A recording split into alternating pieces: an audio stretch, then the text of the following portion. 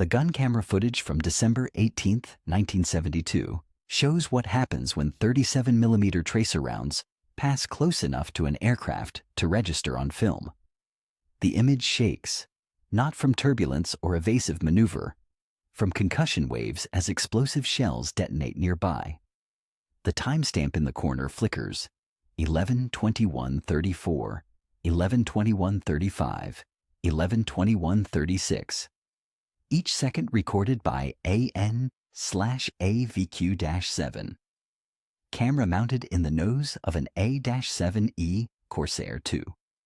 From Attack Squadron 147, call sign Argonaut 405. Lieutenant Commander John Nichols III in the cockpit. USS Constellation offshore in the Gulf of Tonkin. Route Package 6. The Hanoi area where North Vietnamese air defenses were thickest, where American aircraft died most frequently during Linebacker II operations. The footage quality is terrible by modern standards. Black and white, grainy, contrast blown out by Southeast Asian haze. But the tracers show up clear. Bright streaks rising from multiple points on the ground, converging toward the camera's position. 3 separate anti-aircraft artillery sights firing simultaneously at one aircraft. Standard North Vietnamese doctrine, triangulated gun positions, creating overlapping fields of fire, forcing attackers into envelope where escape meant flying through someone's kill zone. Nichols kept the aircraft straight and level. The A-7 Corsair II was subsonic. Maximum speed 600 knots clean, slower with ordnance load. Designed for attack missions, not air superiority. Single seat, single engine, no afterburner.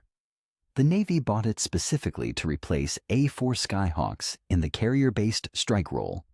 More payload, better avionics, longer range.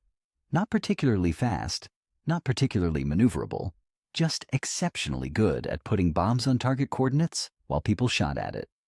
December 1972. Linebacker II operations entering their heaviest phase. B-52 strikes against Hanoi every night. Tactical aircraft suppressing surface-to-air missile sites and AAA positions every day. The North Vietnamese responding with everything they had, launching SA-2 missiles at rates that depleted Soviet stockpiles, firing AAA in volumes that turned daylight sky over Hanoi into tracers and smoke. VA-147. Argonauts got the AAA suppression assignment. Find the gun positions protecting approaches to Hanoi. Destroy them before B-52s arrived. The mission brief listed coordinates for known sites, intelligence gathered from reconnaissance photos, radio direction finding, previous strike damage assessment. Some sites had been hit before and rebuilt. Some were new positions constructed overnight by crews who dug gun emplacements by hand and camouflaged them before sunrise. Nichols' aircraft carried 6 Mark 82 500-pound bombs and full 20mm ammunition for the internal cannon. Standard loadout for AAA suppression.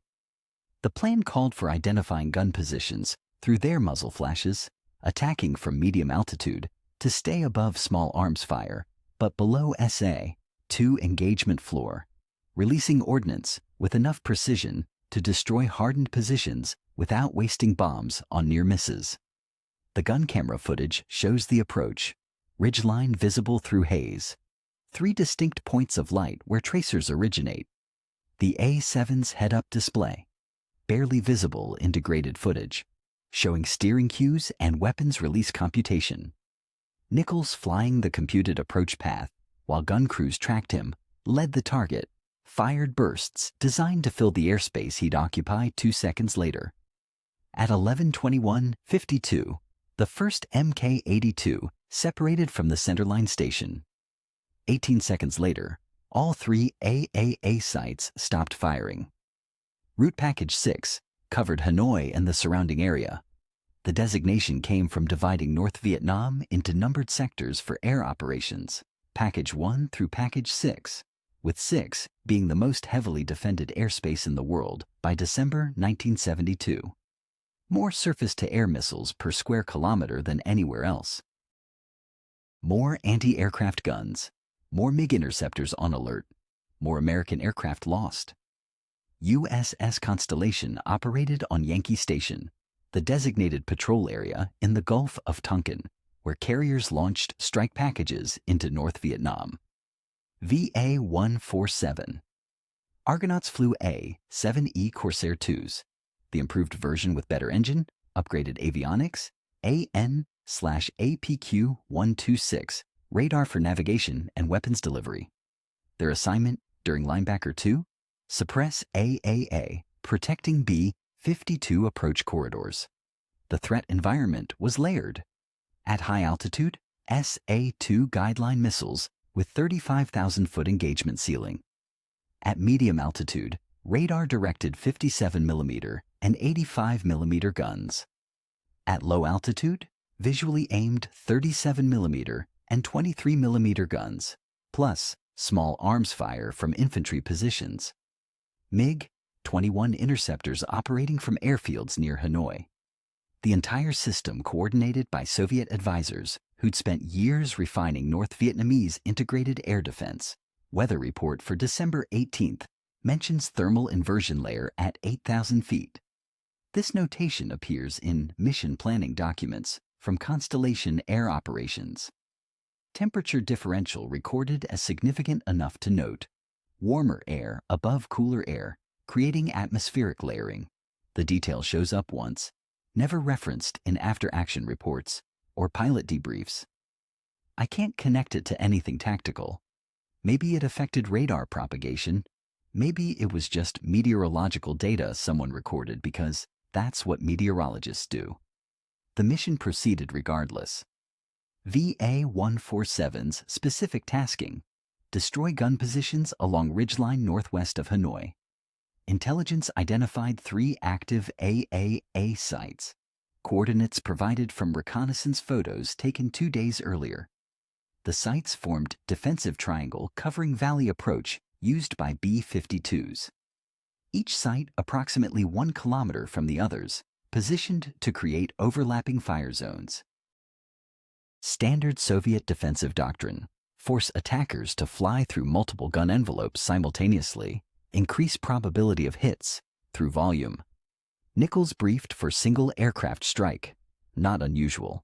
A-7 missions often flew solo or 2-ship formations depending on target and threat. His ordnance load? 6 Mark 82 500-pound general-purpose bombs, 20mm ammunition for internal M61 Vulcan cannon. The Mark 82 used fusing set for instantaneous detonation, explode on contact rather than penetrating before explosion. Against AAA emplacements, the goal was surface destruction, not bunker penetration. The A-7E's AN/APQ-126 radar gave continuous ground mapping and weapons delivery computation. Pilot input target coordinates, system calculated release point based on current airspeed, altitude, dive angle, wind conditions. Head-up display showed steering cues, fly the needles to computed release point, system signals, weapons release at correct instant, removed most manual aiming errors, allowed precision delivery while maneuvering or under fire. Launch time, 10:43 a.m. local, December 18th. Transit to target area, approximately 35 minutes. Nichols flying solo, relying on A-7's self-contained navigation and attack systems. No wingman, no dedicated jamming support, no Iron Hand SAM suppression escort. Just one aircraft carrying 6 bombs toward 3 gun sites that would start shooting the moment they acquired visual contact. North Vietnamese doctrine emphasized early acquisition. Ground observers stationed on high points, scanning for American aircraft, reporting contacts to gun crews via field telephone or radio. The system worked. They saw American strike packages coming. They directed AAA to intercept headings. They opened fire while aircraft were still outside accurate bombing range. They saw Nichols coming too. The KS 1937mm anti-aircraft gun was Soviet-designed, Chinese-manufactured, North Vietnamese operated. twin-barrel configuration, semi-automatic loading, sustained rate of fire 160 rounds per minute, effective ceiling against aircraft 3,000 meters. The gun sat on a four-wheeled carriage that crews could reposition, not mobile during firing, but relocatable between positions overnight to complicate American targeting. North Vietnamese gun crews trained under Soviet doctrine, refined through World War II and Korea. Visual tracking, manual aiming, lead calculation based on aircraft speed and angle. The gunner watched the target, estimated its velocity vector, aimed ahead of current position to place shells where the aircraft would be when rounds arrived. Tracer ammunition every fifth round showed trajectory, allowed correction during burst. Effective anti-aircraft gunnery required mathematics and practice. Aircraft at 4,500 feet, traveling 480 knots, covers 810 feet per second. Shell flight time from muzzle to that altitude, roughly 4 seconds. The aircraft moves 3,200 feet during shell flight. Gunner must aim at empty sky 3,200 feet ahead of target's current position. If aircraft maneuvers during those 4 seconds, shells miss. If gunner miscalculates lead, shells miss. If range estimation wrong, shells detonate too high or too low. North Vietnamese solution, volume. Multiple guns firing simultaneously from triangulated positions created shell density that compensated for individual aiming errors. Soviet advisors calculated that 3 gun sights firing coordinated bursts at single aircraft increased hit probability to acceptable levels, not guaranteed kill, but statistically likely damage. The sights protecting approaches northwest of Hanoi used mixed armament. Primary weapons, KS, 1937 mm guns for medium altitude targets. Secondary weapons, Type 65 57 mm guns for higher altitude work, DSH, K, 12.7 mm heavy machine guns for low altitude strafing aircraft. Each site had observation post, ammunition bunker, communication equipment connecting to Regional Air Defense Command. Camouflage doctrine emphasized concealment between attacks, dispersion during attacks, gun positions dug into hillsides when possible, revetments constructed from sandbags and logs. Crews kept guns covered with netting and vegetation until American aircraft appeared, then uncovered and commenced firing.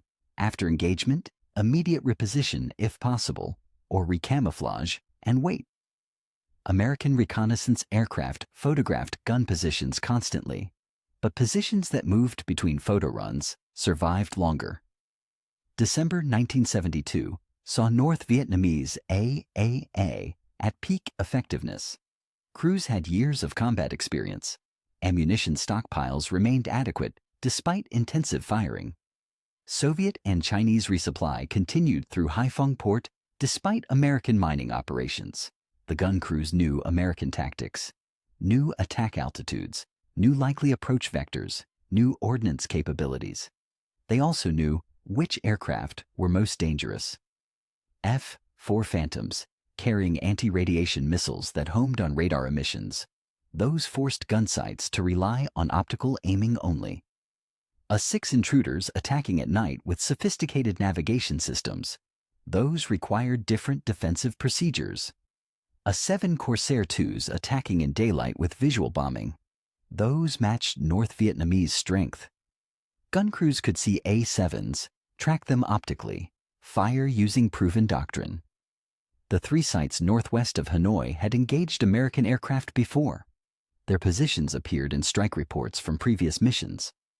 Reconnaissance photos showed fresh excavation around emplacements, evidence of reconstruction after earlier attacks or expansion of defensive positions. The sites remained active, remained operational, remained threats to B-52 corridor. Nichols carried coordinates for all 3 sites. His mission? Destroy them sequentially, suppress the AAA triangle, protecting that approach vector. Standard assignment. The unusual part happened during execution. December 18, 1972, Approximately 11:20 a.m. local time, North Vietnamese ground observers spotted the A-7 Corsair II while Nichols was still aggressing his previous target several kilometers south. Single aircraft, low altitude, heading generally northwest. The observers reported to gun crews via field telephone. American attack aircraft inbound, estimated 2 minutes to engagement range. The 3 AAA sites activated. Crews removed camouflage netting, uncovered guns, loaded ammunition belts. Site commanders coordinated via radio. Limited transmission to avoid American direction finding, but enough communication to establish firing sequence. Standard procedure: wait for aircraft to enter overlapping envelope. All sites commence firing simultaneously to maximize shell density. Nichols inbound at 480 knots, altitude 4,500 feet. The A-7's navigation system showing computed course to first target coordinates. His head-up display presented steering information, pitch and bank angles needed to reach weapons release point.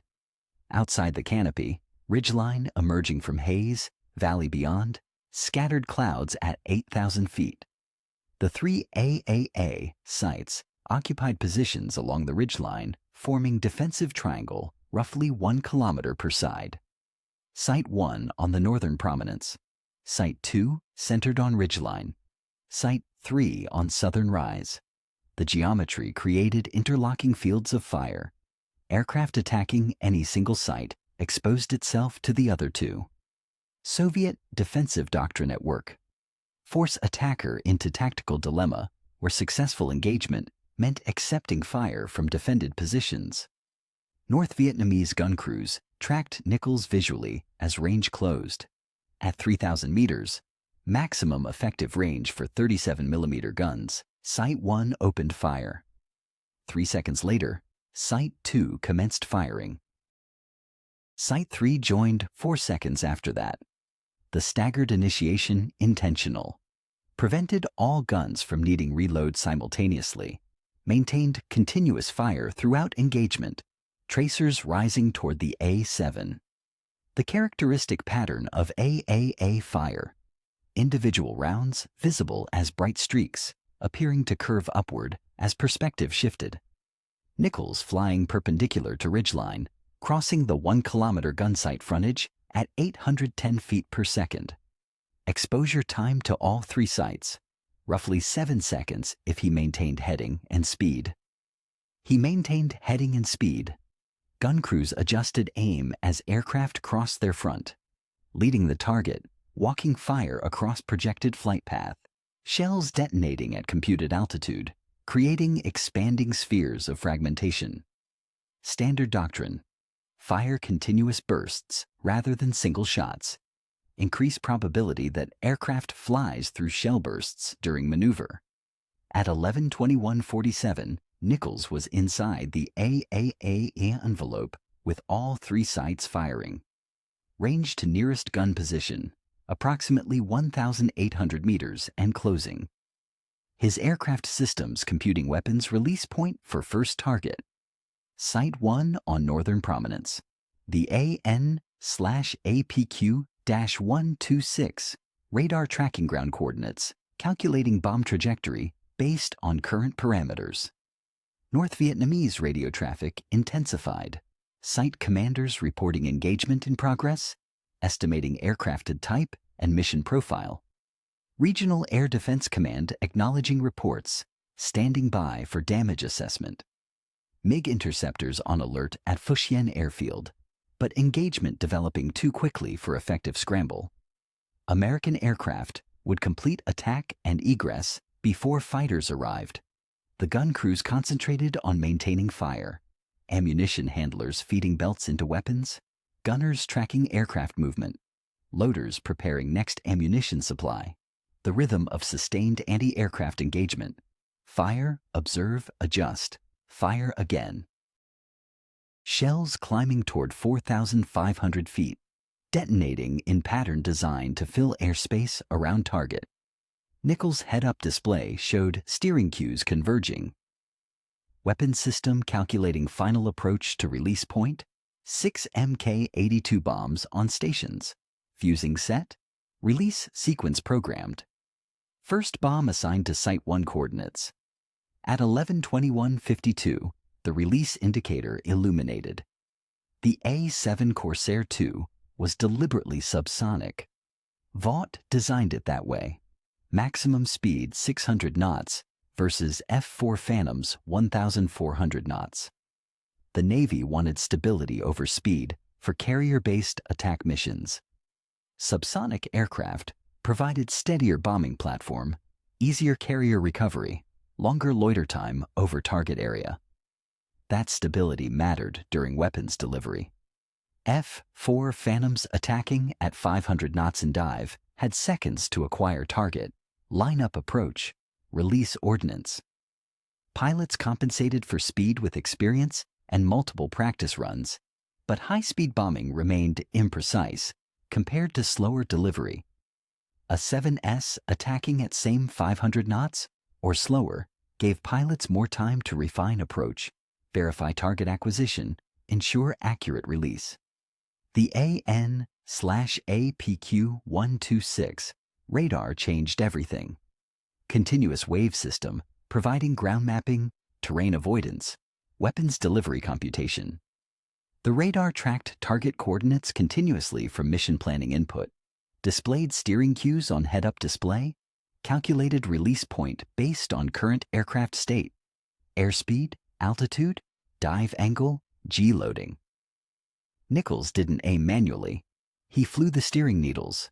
The system told him where to point the aircraft, when to release weapons. His job, maintain computed flight path, while gun crews fired at him. The computer handled ballistics, wind correction, target motion compensation. Head-up display showed release cues as series of symbols overlaid on forward view through canopy. Steering bar indicated pitch correction needed. Fly aircraft to center the bar. Bank angle indicator showed roll correction. Wings level meant accurate delivery. Range countdown displayed distance to computed release point. When all cues aligned and range reached 0, system signaled weapons release. The advantage became obvious during attack runs under fire. Pilot experiencing G-forces, tracking multiple threats, monitoring aircraft systems, communicating with command. The workload could overwhelm manual aiming. Automated delivery removed aiming task from pilot's responsibilities. Fly the cues, trust the computer, release when signaled. Nichols input coordinates for all 3 AAA sites before entering engagement area. Site 1, Northern Prominence. Site 2, Ridgeline Center. Site 3, Southern Rise. The system stored coordinates in sequence, calculated release points for continuous attack profile. First bomb to Site 1, second bomb to Site 2, third bomb to Site 3. The computer planned the geometry, aircraft flight path that passed all 3 targets, release intervals timed for sequential strikes. While Site 1 fired at him, Nichols' radar was computing release point for bomb that would destroy Site 1. While Site 2 joined the engagement, his system calculated Site 2's destruction. The tactical irony: North Vietnamese gun crews shooting at aircraft actively plotting their elimination. The Mark 82 500-pound bomb carried 192 pounds of tretinol explosive. Instantaneous fusing meant detonation on contact. No penetration delay, no buried explosion. Surface burst against AAA emplacement created fragmentation pattern and overpressure wave that destroyed gun, killed crew, detonated stored ammunition if present. 1 bomb per site. Nichols carried 6 bombs total, assigned 3 to these coordinates, held 3 in reserve for targets of opportunity or secondary strikes. The mission planning assumed single bomb sufficient for AAA position, not hardened bunker requiring multiple hits, just gun emplacement vulnerable to direct strike. At 11:21:52, the first Mk-82 separated from centerline weapons station. Nichols maintaining 480 knots, 4,500 feet, heading 315 degrees. The bomb falling, Stabilizing, following ballistic trajectory toward coordinates his radar had tracked continuously since mission start. Site 1 gun crew still firing, unaware the bomb was already in flight. The Mark 82 bomb fell for 3.2 seconds before impact. Ballistic trajectory from 4,500 feet at 480 knots forward velocity produced arcing flight path. Bomb traveling forward and downward simultaneously, maintaining aircraft's momentum while gravity accelerated descent. The bomb's stabilizing fins kept it oriented nose down, preventing tumble that would compromise accuracy. Site 1 gun crew maintained fire during those 3.2 seconds. The gunner tracked Nichols' A-7 across his optical sight, adjusting lead angle as aircraft crossed ridgeline. Loader fed ammunition belt into KS-19 mechanism. 37mm shells climbing toward 4,500 feet, detonating in pattern around aircraft position. Standard engagement procedure: continuous fire until target destroyed, escaped envelope, or gun malfunction, forced ceasefire. None of those conditions occurred before the bomb hit. Impact point: approximately 8 meters from gun position. Close enough. The Mk-82's instantaneous fuse detonated 192 pounds of tritonal on contact with ground. Explosion created overpressure wave radiating outward at supersonic velocity. Fragmentation pattern from bomb casing converting to shrapnel. Thermal pulse igniting combustible materials within blast radius. The gun emplacement disappeared. KS-19 thrown from mounting, barrels twisted, carriage collapsed, sandbag revetment scattered across hillside. Ammunition bunker, located 12 meters from impact point per standard Soviet spacing doctrine, suffered secondary detonation as stored 37mm rounds cooked off from heat and overpressure. The secondary explosion larger than primary bomb blast, creating additional fragmentation and pressure effects. Gun crew casualties, total. 5 personnel operating Site 1 at moment of impact. None survived initial detonation. The mathematics of blast overpressure at 8 meters from 192-pound explosive. Unsurvivable without hardened protection, which AAA crews lacked. They operated in open emplacements with sandbag cover protecting against small arms and fragmentation, not direct bomb hits. North Vietnamese radio traffic recorded sudden silence from Site 1. Regional Air Defense Command called for status report. No response. Site 2 commander attempted contact via field telephone. Line dead. Either destroyed by blast or disconnected when crew casualties prevented answer. Sites 2 and 3 continued firing. Their doctrine didn't include ceasefire when adjacent position destroyed. Continue engagement until target eliminated or withdrew. They watched Site 1 disappear in explosion and smoke, adjusted their own fire to compensate for reduced coverage, maintained pressure on attacking aircraft. Nichols continued straight flight path. No evasive maneuver after first bomb release. His AN/APQ-126 radar, already computing second release point, Site 2 coordinates, ridgeline center position. Distance from Site 1 to Site 2 along his flight path, approximately 950 meters. At 480 knots forward speed, 2.4 seconds transit time. The head-up display updated continuously, steering cues showing minor pitch correction needed. Aircraft slightly high on computed profile, reduce altitude 18 feet to optimal release parameters. Nichols made adjustment. Bank angle indicator centered. Wings level, no roll correction required. Range countdown to Site 2, release point decreasing. Sites 2 and 3 intensified fire. Gun crews recognizing pattern, American aircraft not evading, maintaining attack run, despite being inside engagement envelope. The tactical calculation shifted. This wasn't reconnaissance or suppression pass, followed by withdrawal. This was deliberate strike against their positions. Both sites concentrated fire, attempting to damage aircraft before it released additional ordnance, tracers passing canopy. Some rounds close enough that Nichols would have heard impacts if any struck airframe. No indication of hits in mission report. Gun camera footage shows no visible damage. Either the 37mm fire missed or hits occurred in non-critical areas without affecting flight performance. At 11:21:56, 4 seconds after first bomb release, the second Mk-82 separated from its station. Site 2 ceased firing at 11:21:59. Not voluntary cessation, destruction.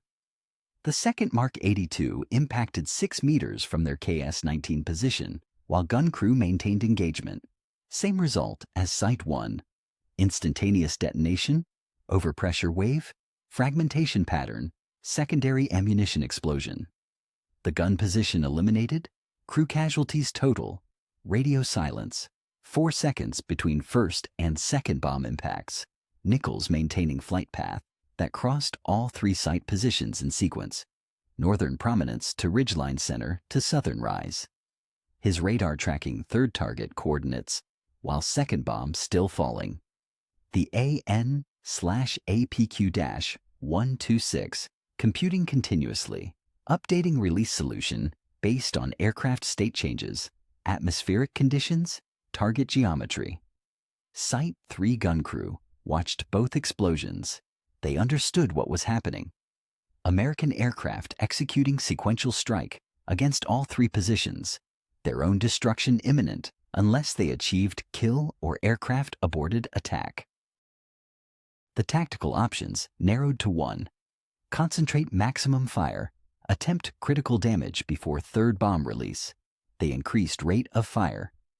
Ammunition handlers feeding belts faster, gunner tracking aircraft aggressively, adjusting lead angle as range closed. The KS-19 mechanism cycling at maximum sustained rate, 160 rounds per minute, shells climbing toward 4,500 feet in continuous stream rather than discrete bursts. Distance from Site 2 to Site 3 along Nichols' flight path, approximately 1,100 meters. Transit time at 480 knots, 2.7 seconds. The third release point approaching. Head-up display showing steering cues, range countdown, weapons ready indicator. Nichols made minor bank correction, 2 degrees right, compensating for crosswind component the radar detected. At 11:22, the third Mk-82 released. Site 3 gun crew had 3.1 seconds of life remaining. They continued firing during bombfall. The gunner never shifted aim from aircraft to incoming weapon. Doctrine emphasized engaging airborne threat, not defensive action against ordnance already released. By the time bomb became visible, it was too late for evasion anyway. Gun crews don't abandon positions during engagement. Third impact at 11:22:03. Site 3 experienced same destruction sequence, detonation, overpressure, fragmentation, secondary explosion from ammunition stores. The southern rise position eliminated. 3 AAA sites, 3 bombs, 18 seconds total elapsed time from first to third release. North Vietnamese Regional Air Defense Command registered 3 position losses in under 30 seconds. Radio calls to all 3 sites produced no response.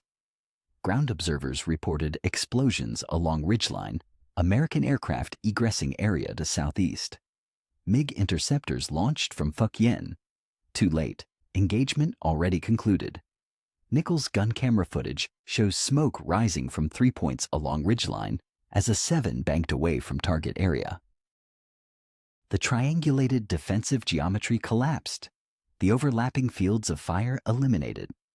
The approach corridor to Hanoi opened for duration, required until North Vietnamese engineers repositioned replacement guns, usually 12 to 24 hours if crews and equipment available. Total ordnance expended. 3. Mark 82 500-pound bombs. Nichols retained 3 additional bombs for secondary targets or opportunity strikes during egress. His 20mm cannon unfired. No air-to-air engagement. No need for strafing runs against soft targets. Mission time over target area, approximately 45 seconds from entering AAA envelope to clearing engagement zone.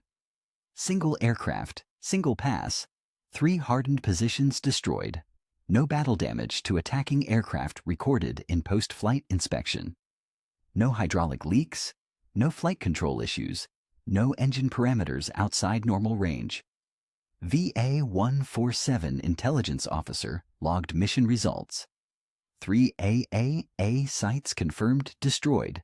Coordinates matched pre-strike intelligence. Photographic reconnaissance scheduled for damage assessment.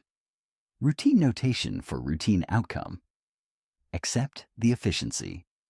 Most AAA suppression missions required multiple aircraft, multiple passes, often with damage or losses.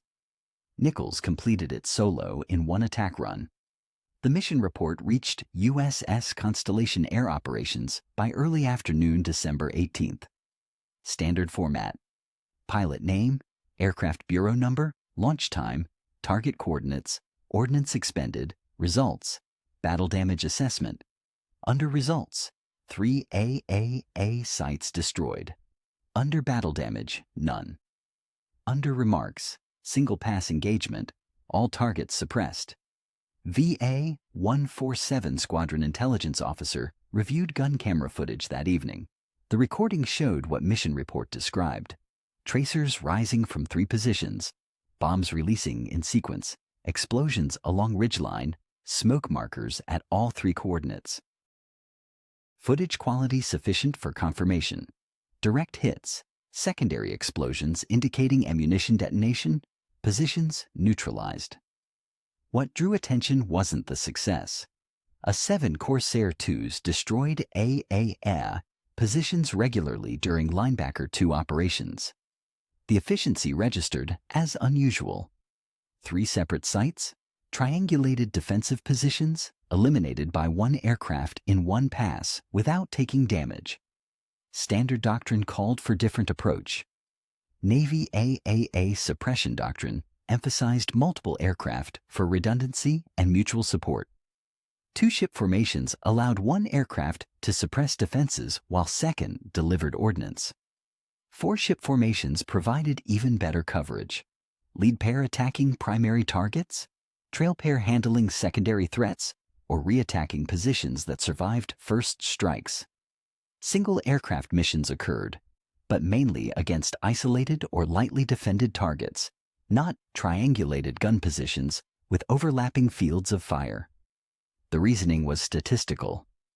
Gun crews firing at multiple aircraft divided their attention, reduced effective fire against any single target. If 1 aircraft took damage, others continued mission.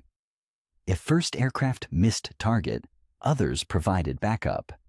Multiple aircraft reduced risk, increased probability of mission success. Navy doctrine manuals from 1971. I've read too many of these. They're formulaic to the point of tedium. Emphasized 2-ship or 4-ship formations for AAA suppression, explicitly stating single aircraft couldn't achieve adequate coverage against multiple sites simultaneously. The assumption built into doctrine: 1 pilot attacking 3 positions would need 3 separate passes, exposing aircraft to defensive fire 3 times, allowing surviving gun crews to adjust tactics between attacks. Nichols contradicted the assumption. Sequential bomb release during single pass, radar computed weapons delivery, straight flight path through engagement envelope. The tactical approach worked because A-7's automated systems removed manual aiming requirements. Pilot flew computed course, released when signaled, trusted ballistics. No need for multiple passes when computer calculated all 3 release points from single flight path. Post-strike analysis noted the technique. Other VA-147 pilots reviewed Nichols' approach during ready room briefings. The method wasn't revolutionary. Radar-assisted weapons delivery was standard A-7 capability. But application against multiple targets in single pass demonstrated efficiency other pilots hadn't attempted or considered feasible. Constellation Air Wing Operations Officer updated tactical recommendations based on mission results. Single aircraft AAA Suppression, approved for scenarios involving 3 or fewer gun positions along linear target array, provided pilot proficiency with AN/APQ-126 system, met standards and weather conditions, allowed radar navigation. The update didn't replace multi-aircraft doctrine for complex or heavily defended targets, just acknowledged that specific situations permitted single aircraft efficiency. December 18th through December 29th, A-7 units from Constellation and other carriers. Continued AAA suppression missions supporting B-52 strikes. Some missions used Nichols' single-pass approach. Some used traditional multi-aircraft formations. Results varied by target complexity, defensive response, pilot experience, weather conditions. Nichols flew additional missions during Linebacker II. His combat record from December 1972 shows 12 sorties, various target types, no aircraft losses, minimal battle damage accumulated across missions. The December 18th AAA strike remained notable for efficiency, not uniqueness. Linebacker II operations ran December 18th through December 29th, 1972. 11 days of intensive bombing against North Vietnamese targets around Hanoi and Haiphong. B-52, stratofortresses striking at night, tactical aircraft from Navy carriers and Air Force bases hitting during day. The campaign goal, force North Vietnamese return to Paris, peace negotiations through sustained application of air power. North Vietnamese air defenses responded with unprecedented intensity. SA-2 surface-to-air missile launches exceeded 1,000 during the 11-day period. Firing missiles at rates that depleted stockpiles, Soviet advisors considered adequate for months of operations. MiG-21 interceptors flew continuous combat air patrols. AAA positions fired at every American aircraft within range. American losses mounted. 15 B-52s shot down, mainly by SA-2 missiles during night raids when electronic countermeasures proved insufficient against concentrated defenses. 2 F-111 fighter bombers lost. 9 additional tactical aircraft destroyed, including F-4 Phantoms, A-6 Intruders, A-7 Corsair IIs from various units. Crew casualties, some recovered by search and rescue, some captured, some killed. The campaign continued despite losses. B-52 strikes proceeded nightly against target lists compiled by 7th Air Force planners. Railroad yards, power plants, petroleum storage facilities, communication centers, military complexes. Tactical aircraft supported strategic bombers through defense suppression, attacking SAM sites, destroying radar installations, eliminating AAA positions that protected approaches to primary targets. A-7 units from USS Constellation, USS America, USS Enterprise conducted AAA suppression missions throughout Linebacker II. The Corsair II's radar-assisted delivery system proved effective for precision strikes against gun positions.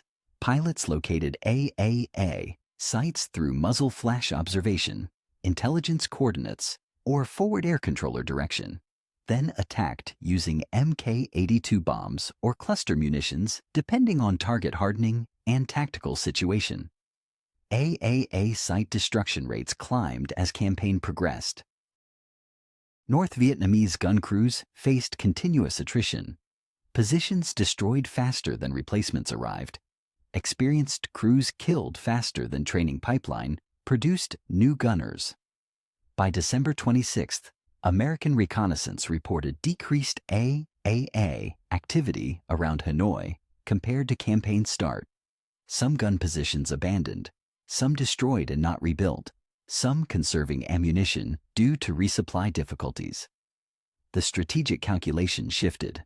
North Vietnamese leadership recognized air defense sustainability problems. SA-2 missile stockpiles depleting rapidly. MiG losses exceeding replacement deliveries from Soviet Union. AAA effectiveness declining as experienced crews died and ammunition expenditure outpaced resupply. American losses remained significant but sustainable. Reinforcement aircraft arrived to replace losses. Crew rotation maintained operational tempo. December 29th, North Vietnam announced willingness to resume peace negotiations. Linebacker II operations ceased December 30th. Final accounting. American aircraft dropped approximately 15,000 tons of ordnance on targets around Hanoi and Haiphong. North Vietnamese fired over 1,200 SAMs, achieved approximately 1% hit rate. AAA positions claimed additional aircraft through combined fire, though attribution remained uncertain when multiple sites engaged single target. Tactical aviation's contribution to campaign success included defense suppression that allowed B-52s to operate with reduced losses during final campaign days. A-7, F-4, and A-6 attacks against SAM sites and AAA positions degraded North Vietnamese ability to concentrate defenses. The December 18th missions, including Nichols' triple AAA strike, represented typical operations during heaviest fighting period. Post-campaign analysis by Pacific Fleet noted A-7 Corsair II performance during Linebacker II validated aircraft design choices. Subsonic speed and automated weapons delivery produced accuracy under fire that compensated for lack of speed or advanced countermeasures. The A-7 filled its intended role, carrier-based precision attack against defended targets, accepting exposure to defenses in exchange for reliable ordnance placement. The National Naval Aviation Museum in Pensacola, Florida, displays an A-7 Corsair II in Southeast Asia camouflage scheme. Dark green and tan pattern, white NH tailcode indicating USS Constellation Air Wing, number 405 on fuselage, Attack Squadron 147 Argonauts markings. The aircraft sits on static display among other carrier-based attack aircraft from various eras. A-4 Skyhawks, A-6 Intruders, F-8 Crusaders. Bureau number 1, 57470. Not Nichols' aircraft from December 18, 1972. His Corsair II was Bureau number 1, 56801, different production batch, later scrapped after retirement from service. But 157470 wore same squadron markings, carried same weapon stations, flew same missions over North Vietnam during same time period. Close enough for museum purposes. Representative aircraft showing what VA-147 operated during Linebacker II. The placard mounted near landing gear lists basic specifications: length 46 feet, wingspan 38 feet, empty weight 19,490 pounds, maximum speed 600 knots, combat radius 700 nautical miles. Armament: 120mm M61 Vulcan cannon, 6 external weapon stations capable of carrying 15,000 pounds ordnance total. 500 combat missions marked on fuselage below cockpit. Small bomb symbols painted in rows, each representing one sortie over North Vietnam, Laos, or Cambodia. Not necessarily 157,470's actual mission count. Museums sometimes consolidate markings from multiple aircraft to show representative service. The display presents typical A-7 combat record rather than specific aircraft history. The museum includes A-7 in larger exhibit covering carrier aviation during Vietnam War.